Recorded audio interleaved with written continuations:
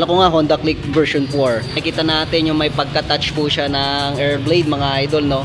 Mga ka-idol, no, at dito tayo ngayon sa Rusi, Santa Cruz, Zambales para i-check yung Breeze 150. Pasadahan natin kung sulit na sulit ba ang motor na to para sa budget mo ngayon. At kung naghanap ka ng Honda Click pero hindi kaya ng budget, eto na yon. Kala ko Honda Click version 4, no? So check natin isa-isa. Pasadahan natin ng walkthrough ito, okay? Welcome to Hachi Moto Vlogs, and this is Rusi Breeze 150. Let's go!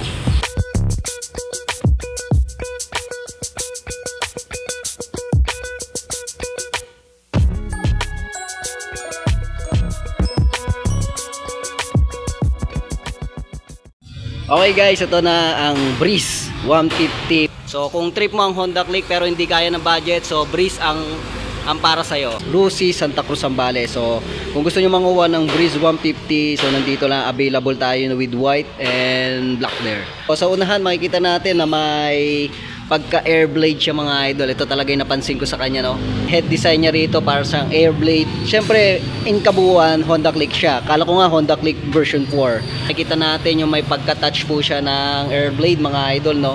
So makikita natin Euro 3 compliance na po siya. Okay? So ang color nito is kulay white, glossy white and black. Okay? All over. Tapos may mga decals po siya na minimals para siyang tribal look design. Tapos may red lines. Okay? Tapos dito naman sa kanya signal lights. Okay, para siyang LED na mga idol. Yung signal light niya dito is LED na. Tapos yung headlight niya, syempre gumagamit ng twin LED or parang sa Honda Click nga, no? Ang ganda. Mas sa may gilid makikita natin yung minimal decals na 150. So since ito is yung 150cc yon. So single cylinder, single overhead cam, 4-stroke and 2 valves po siya mga idol, no? So una na gumagamit po siya ng telescopic fork na may Rusi na nakalagay. Syempre hindi mawawala, meron din dito. Tapos single disc brake, ang ganda ng design ng brake niya mga idol, wavy po. Tapos dual path caliper. Tapos ang kaganda sa brake niya, meron po siyang combi brake system. 70% ng pagpreno sa likuran is sasabay ng bahagya ang unahan. So yun yung maganda, mas safe po yung combi brake system. Okay? Sa gulong na may gumagamit ng 80/90-14. Tingnan natin kung tubeless. Tube type po siya mga idol, no? Tapos yung Wangshin po ang tatak ng kanyang gulong. So makikita natin ang disenyo niya. Unique dito yung disenyo niya. Hindi niya ginaya sa Honda Click pero napakaganda, solid din ang ginawa niya rito, no? So para siya may daytime running light na LED. Tapos yung main light niya is LED lahat po. Kung signal lights niya is LED na rin po siya mga idol. Ito siya. Yan, separate po siya. Tapos makikita natin dito meron po siyang reflector sa kanyang likuran. So Honda Click pa rin ang design niya rito sa kanyang fender. Yan, all over mga idol. Okay? Ito naman meron siya minimal decals na Breeze. Okay? Boldy siya. Tapos kulay black and lining na red. Alright? Tapos single shock absorber ang kanyang suspension sa likuran. Drum brake po para sa braking system. Mags po ang ginamit niya sa likuran din sa unahan. At may sukat na gulong mga idol na 90/90-14. Tapos tube type po. Okay, sa gilid naman makikita natin yung crankcase at yung airbox niya. Siyempre gumagamit ito ng air cooled para sa pagpapalamig ng makina. Tapos ang kagandahan dito mga idol, meron po siyang kickstarter. Siyempre malaking tulong kung sakaling humina o malobat ang baterya ng motor mo. Okay, so wala po siyang side stand kill switch. Ito naman sa gilid makikita natin yung disenyo na parang Aerox yung niya, cover niya, no? Tapos nandito yung fan ng kanyang air cooled. Tapos yung magneto niya nandyan. Okay? Tapos yung muffler natin niya, makikita dito natin yung muffler niya, napaka-sporty ng design niya, no? With carbon lodi yung texture, no? Sakop niya yung buong muffler. Tapos coated po siya ng high temperature or high temp na black. Okay, ang maganda pa rito sa likuran, makikita natin yung kanyang tire hugger na napakalaki. So bagay na bagay sa mga maputik na lugar. So hindi siya papasok sa loob ng iyong makina. Ito po yung protection niya, okay?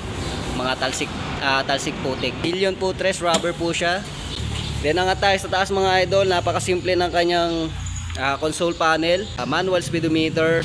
Tapos ang ganda ng niya, parang 3D siya. Tapos indicator po na light indicator po siya. Sa kanyang buttons and switches, mayroong high and low, busina, then turn lights. Tapos nandito yung kanyang kill switch. Tapos mayroon pa siyang on and off ng headlight. and electric starter button. Sa controls naman, meron po siyang throttle control with brake lever sa unahan. Tapos meron po siyang hand grip, brake lever sa likuran. Okay? Tapos meron po siyang, katulad ng Honda Click, meron po siyang park lock lever, meron po siya mga idol. Ang kagandahan, kung sakaling inclined o uphill road ang iyong lugar na papaparkingan, so hindi po dadaos-dos ang motor nyo dahil dito. Okay? Safe na safe. Convenient features, unahin natin sa kanyang susian. Meron po siyang shutter lock key. Okay, meron po siyang tinatawag na shutter lock key. Then andito yung seat opener niya. Yan, napaka-convenient para magbukas ng kanyang underseat compartment. Pero mamaya, tingnan natin yung underseat compartment niya. Well, dito muna tayo sa kanyang dalawang pocket sa unahan. So, kaliwa sa kasakanan is parehas lang po sila ng sukat, mababaw na malawak. Okay? Tapos dito naman meron po siyang convenient hook, pwede sabitan ng mga kung ano-ano, basta pwedeng isabit. At syempre meron pa rin tayong flat footboard na merong anti-slippery touch na design. Tapos nandito ang kanyang battery. Okay? Maganda rin dito kung sakaling merong excess baggage ka, pwede mo ilagay rito, no? Hindi lang sa comfort riding experience. Okay? Tayo sa kanyang upuan, syempre kalmot po sa attraction mga idol, no? Ayan, yan. Sarap na sarap yung mga pusa, kalmutin to sa umaga, kaya bantayin yung mga pusa nyo. So, comfort naman ng kanyang upuan, napakalapad. Okay na okay. Ito na, underseat compartment niya mga idol, ito na. Malaki din, no? So, kasya siguro yung full face helmet, depende sa brand and size. Alright? Next naman, dito naman tayo sa kanyang fuel refiller na nandito sa underseat compartment. So, nandito, meron po siyang malalim dito na part, so just in case na mapuno. So, sana all napupuno yung puno yung tangke, no? So, dito mapupunta yan sa may butas, okay? Ayun. So, yun ang Breeze 150 mga idol. Check natin ang presyo regarding sa cash and installment, okay? Let's go. Okay, itong presyo niya para sa cash. Ang Breeze ay may cash na 55,000 mga idol. Meron ka ng 150cc na scooter na ganyan kaganda. Okay, sa down payment naman mga idol, fixed po siya 3 years, 2 years, 1 year is nasa 3,000. So, tapos ang monthly installment naman nito para sa 3 years, 2,575. May rebate po siyang 300. Okay, magiging 2,275 na lang. And para sa 2 years, 3,450. Siyempre may rebate na rin yon. Then 1 year is 6,075 para sa kanyang monthly installment sa 1 year. Saan pa kayo? Dito na kayo sa Rusi. Okay? Sa mga naghahanap ng bagong motor at gusto ng Honda Click at hindi kaya ng budget, syempre andyan si Rusi para sa affordability but durability. Okay? So yan si Breeze 150.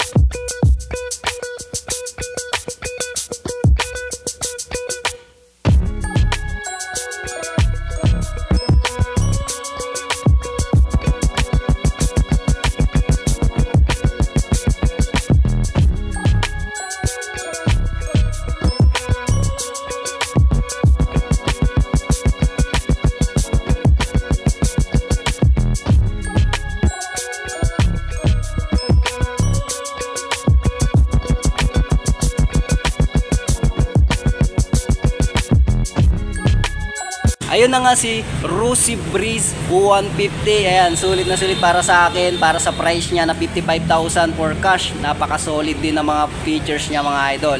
Kung sakaling ang budget mo is 55,000, pumunta ka na dito sa Santa Cruz Zambales branch ng Rusi. So may available tayong dalawang kulay, which is yung black and white. So meron siyang 1, 2, 3, tatlong unit.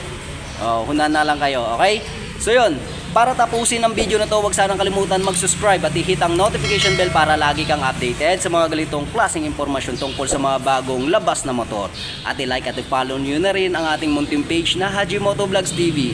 Ito po si Haji from Haji Motovlogs. Thank you for watching and peace out.